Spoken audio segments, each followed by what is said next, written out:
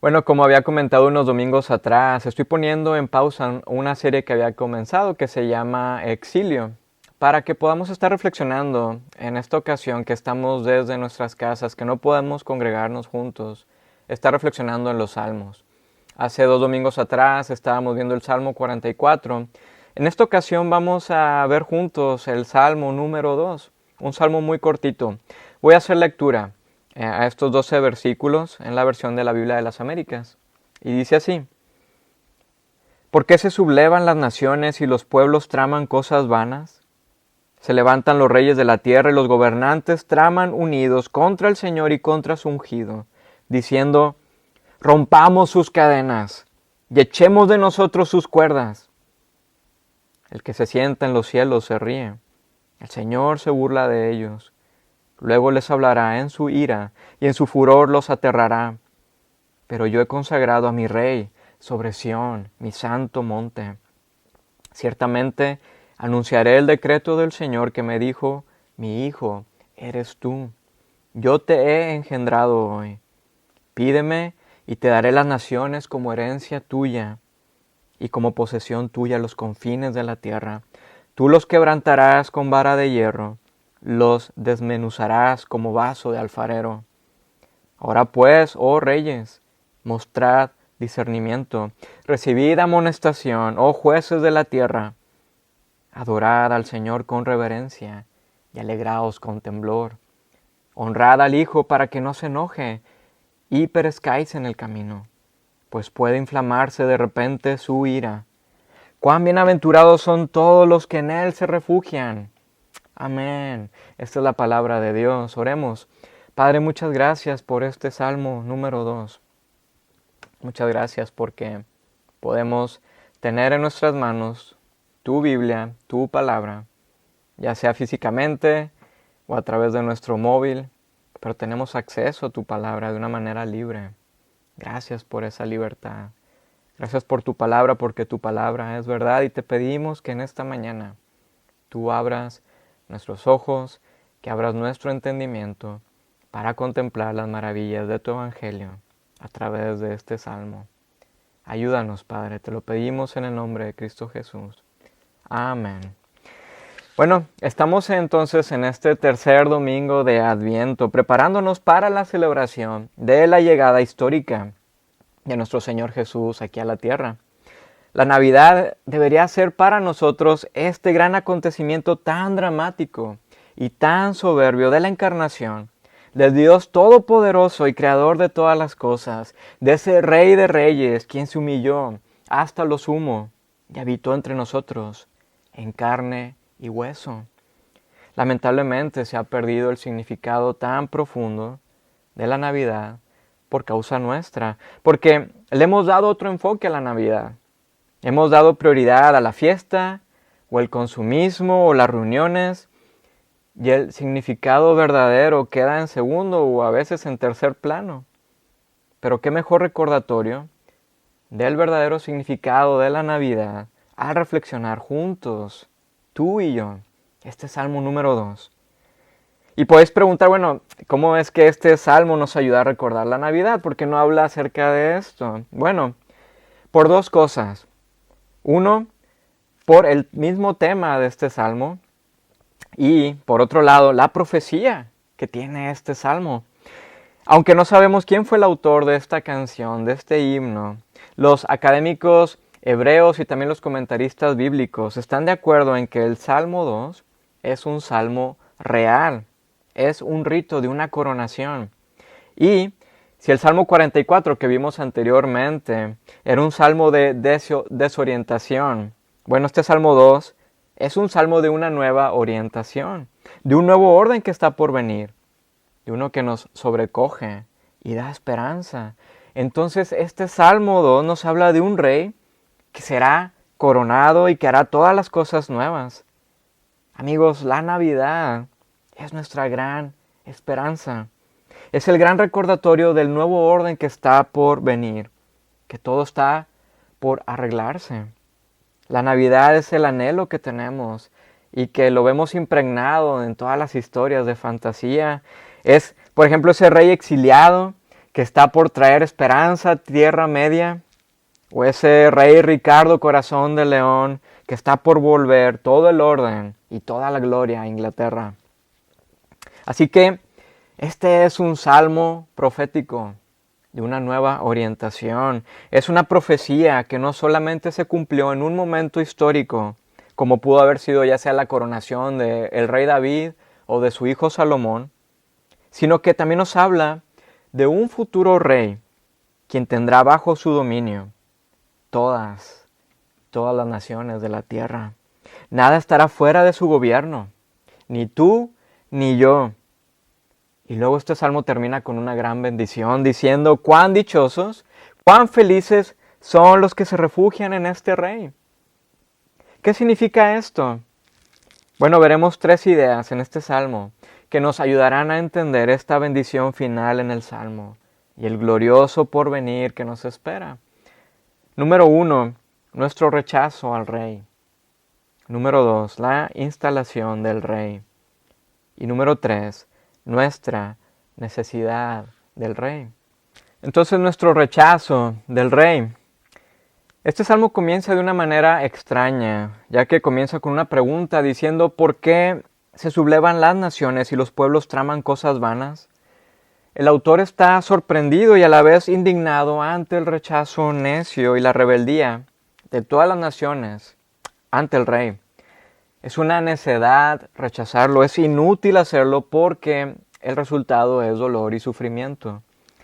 Esta idea nos lleva al jardín del Edén, en Génesis, donde Dios puso a sus hijos, a Adán y a Eva, para que disfrutaran de una paz total, que disfrutaran del shalom, de esa plena satisfacción y relación, no solamente entre ellos, sino con el resto de la creación, pero sobre todo con Dios mismo, quien era su Padre y su Rey.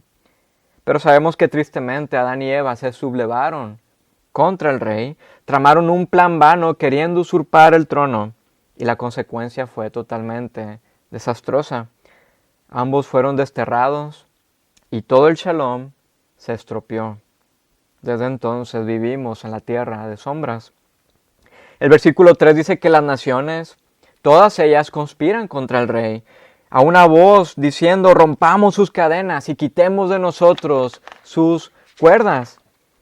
Esta expresión es la de un rechazo total al señorío de Dios. ¿Por qué nos empeñamos en rechazar el señorío de Dios en nuestras vidas? ¿Cuál es tu visión de Dios? ¿Es un Dios tiránico? ¿Un dictador que te tiene atado? ¿O es un rey lleno de un gran amor por ti? Todos, amigos, todos nosotros hemos rechazado al rey. Rechazamos a Dios de una u otra manera, tal vez inconsciente o incluso conscientemente, pero todos queremos usurpar el trono y reinar en su lugar. Martín Lutero, el gran reformador alemán, llama a esta naturaleza pecadora homo incurvatus in se, que significa literalmente el hombre centrado en sí mismo. Lo que Lutero quiere decir es que nuestra naturaleza es siempre enfocarse en uno mismo, siempre eligiéndose a sí mismo sobre Dios y sobre los demás, siempre colocándonos en el centro, y esto es totalmente necio, ya que las consecuencias son terribles. ¿Cómo impacta entonces nuestra centralidad en nosotros mismos, nuestras relaciones con los demás? Lo que vemos es un mundo donde las relaciones están rotas por causa de nuestro pecado. Necesitamos volver al Rey de amor, aquel que hizo todas las cosas buenas y lo hizo para nuestro propio disfrute y deleite, pero también para poder servir a los demás en amor y libertad. Es interesante que Dios mismo, hablando a través del profeta Oseas en el Antiguo Testamento, en el capítulo 11, encontramos a un Dios muy diferente a nuestros conceptos. Encontramos a un Padre lleno de amor por sus hijos, y dice: cuando Israel era niño, yo lo amé, y de Egipto llamé a mi hijo, pero cuanto más lo llamaba, más se alejaba de mí. Yo mismo le enseñé a Israel a caminar, llevándolo de la mano, pero no sabe ni le importa que fui yo quien lo cuidó. Guié a Israel con mis cuerdas de ternura y de amor. Quité el yugo de su cuello y yo mismo me incliné para alimentarlo. Amigos, este no es un Dios tirano ni caprichoso. No es un Dios que nos ata con cadenas y grilletes en el cuello y nos trata con capricho. No, sino que es un Dios que nos guía con cuerdas de ternura y que quita nuestro yugo para amarnos. Pero todavía lo más sorprendente es que el autor de este salmo comenta que no queremos esas cuerdas ni de Dios ni de su ungido. La palabra ungido en hebreo es lo que nosotros traducimos al español como Mesías, que en griego es Cristo. Así que el salmista está explorando el Evangelio. El salmista está contemplando a ese rey que estaría por llegar. No de una manera como lo vemos con la realeza, no, sino por llegar de una manera muy, muy humilde. No habitando un palacio, sino durmiendo en un pesebre alrededor de animales. Es un rey que supera todas nuestras expectativas y nuestros anhelos. Es un rey que nos deja sorprendidos.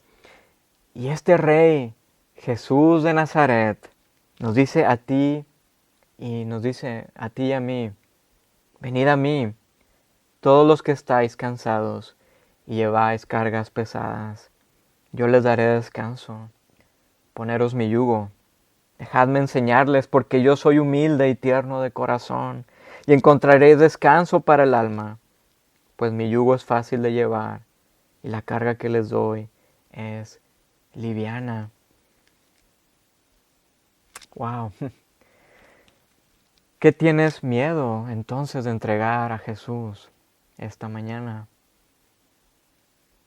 Este es un gran rey. Bueno, vemos punto número 2, la instalación del rey. A pesar de nuestra necedad y nuestra rebeldía, Dios continúa con su plan de coronar y de instalar a este nuevo rey.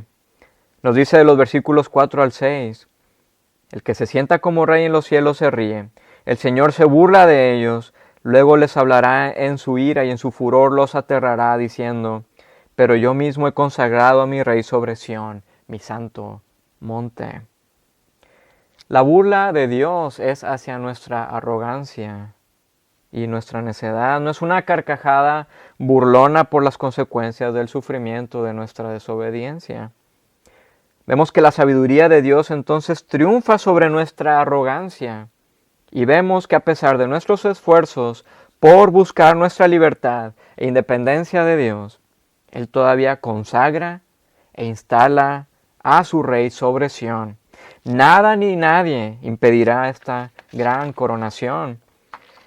El ministro y escritor escocés del siglo XIX, George MacDonald, una vez escribió, el único principio del infierno es, yo soy mi dueño, soy mi propio rey y mi propio súbdito.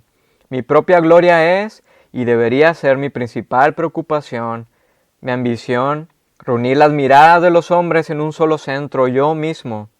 Mi placer es mi placer. Mi reino es todos aquellos que pueda traer para reconocer mi grandeza sobre ellos. Mi juicio es la regla impecable de las cosas. Mi derecho es lo que deseo. Cuanto más soy todo para mí, más grande soy. Cuanto menos reconozca deuda u obligación hacia otro, cuanto más cierro los ojos al hecho de que no me hice yo mismo, cuanto más autosuficiente me siento o me imagino a mí mismo, más grande soy. Esta es una honestidad brutal. Este es un muy buen ensayo antropológico, ¿cierto? Es una muy buena radiografía de nuestros corazones. Pensamos que somos libres sin Dios. Es más, tomamos el lugar de Él, pero al final es totalmente desastroso. Terminamos ya sea esclavizados a otras personas o a cosas cuyas cuerdas y cadenas nos aprietan hasta sofocarnos. Nos quitan la vida. Esta es la arrogancia de la cual Dios se burla para luego anunciarnos la instalación del rey, del verdadero rey que necesitamos. Y ese rey es su Hijo, a quien Dios le da todo el poder, todo el dominio y la soberanía absoluta. ¿Y cómo es la instalación de este rey? ¿Cómo es que entró en este mundo? Bueno, de una manera inimaginable, totalmente fuera de nuestra comprensión. Su instalación no fue con pompa y platillo. Nos dice el apóstol Pablo sobre el Rey Jesús. Aunque era Dios, no consideró que el ser igual a Dios fuera algo a lo cual aferrarse. En cambio, renunció a sus privilegios divinos, adoptó la humilde posición de un esclavo y nació como un ser humano. Cuando apareció en forma de hombre, se humilló a sí mismo en obediencia a Dios y murió en una cruz como morían los criminales. Por tanto, Dios lo elevó al lugar de máximo honor y le dio el nombre que está por encima de todos los demás nombres, para que ante el nombre de Jesús se doble toda rodilla en el cielo y en la tierra y debajo de la tierra, y toda lengua declare que Jesucristo es el Señor para la gloria de Dios Padre. Amigos, no hay rey como este rey, porque conocemos a los reyes de la tierra, a los líderes de este mundo, cuyo gobierno es tan corrupto, es egoísta, se sirven para su propio fin. Pero este Rey Jesús vino para darse totalmente a sí mismo, para nosotros. Y aún en todo el esplendor de su humildad, Dios, nos dice este salmo, le da el cetro de hierro para gobernar, pero también para pastorear y para cuidarnos, para cuidar a su pueblo, a sus hijos, pero para también, con ese cetro de hierro, derrocar a los que finalmente son incorregibles. Sometamos nuestras vidas a las cuerdas de amor y ternura de ese Rey del pesebre, quien vino para dar un nuevo orden a todo el desorden por causa de nuestro pecado. Este Rey limpiará y enjugará todas nuestras lágrimas, y que es victorioso ante nuestro enemigo final, aquel que es implacable, la muerte. Esta es la instalación del Rey. Y termino ya con este último punto. Necesitamos a este Rey. El Salmo real, esta coronación, va terminando con un ruego a la sensatez y a la profunda reflexión por nuestro comportamiento. Y dice el versículo 10, ahora pues, oh reyes, mostrad discernimiento, recibid amonestación, oh jueces de la tierra. Este es un ruego que encontramos en toda la literatura de sabiduría en la Biblia. Dice el comentarista bíblico Derek Kidner sobre este salmo: en vista de lo anterior, a las naciones amotinadas del prólogo se les ofrece la única esperanza, que es la sumisión. Pero esta es una invitación más que un ultimátum. La gracia se abre paso completamente en la línea de cierre. Y así ha sido, amigos, la gracia se ha abierto paso, somos invitados a ella. Y encontramos esa gran invitación durante toda la narrativa bíblica, del Antiguo Testamento hasta llegar al clímax de los Evangelios. Encontramos este ruego y clamor de los patriarcas, de Moisés, de David, de los profetas, de los apóstoles. Todos ellos nos dicen: mostrad discernimiento y recibid amonestación. En pocas palabras, arrepentíos y volved a Dios. Esta es la sensatez. ¿Qué vamos a hacer entonces con el Rey Jesús? El versículo 11 nos habla de la consecuencia sensata al discernir sobre nuestra sumisión al Rey, la cual es adorar y alegrarnos en Jesús en amor y temblor. En amor y temblor, sí, ya que esta mezcla de emociones es apropiada ante el servicio de un Rey que es todo esplendor y majestad. ¿Recordáis esa famosa línea del libro de las Crónicas de Narnia de C.S. Lewis? Cuando los niños le preguntan a unos personajes sobre Aslan, el gran león. Bueno, en esta línea tan conocida, ellos preguntan si Aslan, si este rey es seguro, y la respuesta que ellos obtienen es que no lo es, porque no es una mascota, ni tampoco es un león domesticado, sino que es un león majestuoso, incluso peligroso, el cual ruge ferozmente y su ira se inflama como dice el versículo 12. Pero esa ira no es el mosqueo de un déspota, no, sino que es la ira e indignación ante el mal y la destrucción del Shalom. Pero así como es de peligroso, este león a la misma vez es totalmente bueno, es un rey totalmente bueno. Así es nuestro rey, Jesús. Encontramos en Jesús esa perfección de amor y de ira totalmente santos. Solamente en Él se hallan estos en armonía, el amor y la ira. Porque ¿qué haces cuando la persona que más amas es amenazada? Te enfadas, ¿cierto? ¿Qué va a hacer entonces Jesús ante las amenazas en las cuales nosotros nos encontramos? Bueno, su ira se inflama. Encontramos, por ejemplo, en los evangelios a Jesús despertando dulcemente de la muerte a la hija de Jairo. Pero también encontramos a Jesús llorando en rabia ante la muerte de su amigo Lázaro.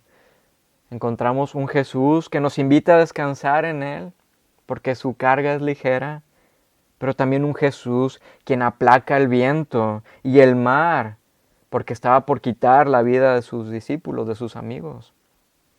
Así que, ¿qué vas a hacer esta Navidad con Jesús? ¿Qué es lo más sensato que podemos hacer? ¿Mostrar indiferencia o rendirnos totalmente a Él en amor y temblor? El Salmo termina con una gran bendición. Cuán bienaventurados, cuán dichosos, cuán felices son los que en Él se refugian. Al someternos al señorío de Jesús, no tendremos entonces que refugiarnos de Él, sino que nos refugiamos en Él. No tenemos que escondernos de Él, sino que podemos escondernos en Él, bajo la sombra de sus alas. Solamente en Jesús puede hallar verdadero descanso nuestras almas. Vayamos entonces todos juntos a este humilde pesebre para adorar y honrar al verdadero Rey. Un Rey que nos ama totalmente, que nos ama tiernamente y que viene pronto, viene muy pronto por nosotros, por su pueblo. Termino esta reflexión con la letra de la pieza de Johann Sebastian Bach, una pieza que me encanta, de una música clásica, que se llama Jesús, la alegría de los hombres. Y dice así: Jesús, la alegría de los hombres, santa sabiduría, el amor más brillante, a través del camino donde la esperanza está guiando. Escucha, qué música más pacífica suena, donde el rebaño en ti confía, bebida de alegría de manantiales inmortales. El suyo es el más bello placer de la belleza, el suyo es el tesoro más sagrado de la sabiduría. Tú siempre guías a los tuyos en el amor de las alegrías desconocidas. Amén. Este es nuestro Rey, Jesús. Gracias, Padre, por este salmo. Te pido que nos ayudes a seguir meditando en Él, a seguir reflexionando en Él, y que podamos en este tiempo de Navidades seguir dándote gracias por este gran regalo, este gran don que llegó desde el cielo para nosotros, nuestro Señor Jesús. Ayúdanos, Padre, te lo pedimos en tu nombre. Amén. Bueno, y las preguntas de reflexión sobre este salmo para seguir meditando en él, ahí en nuestra casa, con nuestros familiares. Las preguntas son: ¿cuál es tu visión de Dios? ¿Un Dios tiránico, dictador que te tiene atado? ¿O un rey lleno de amor por ti? ¿Cómo impacta nuestra centralidad en nosotros mismos, nuestras relaciones interpersonales? ¿Qué tienes miedo de entregar a Jesús? Y por último, ¿qué vas a hacer esta Navidad con Jesús? Que Dios les bendiga. Hasta luego.